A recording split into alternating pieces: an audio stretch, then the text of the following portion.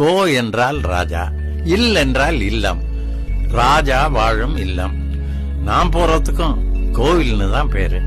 என்ன, என் ராஜா பேரு இயேசு கிறிஸ்து. ஹிந்தி பைபிள்ல கடவுளுக்கு ஈஸ்வரன் தான் போட்டிருக்கு.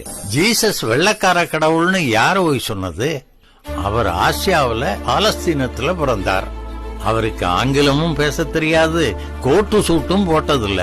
முழுசா தெரிஞ்சுக்காம எதையும் பேசப்படாது. வாக்கியோவை பிரம்மா, வார்த்தை தான் கடவுள்னு அர்த்தம். பிரம்ம விந்து உபனிஷத் என்ன சொல்றது தெரியுமோ? சப்தோ வை பிரம்மா, குரல் தான் கடவுள்னு அர்த்தம். சப்தாட்சர பரபிரம்மா அப்படின்னா வார்த்தை அழியாதது, அதுவே கடவுள்னு அர்த்தம். பைபிள்ல வானமும் பூமியும் ஒழிந்து போம், என் வார்த்தையோ ஒழிந்து போவதில்லைன்னு சொல்லிருக்கு.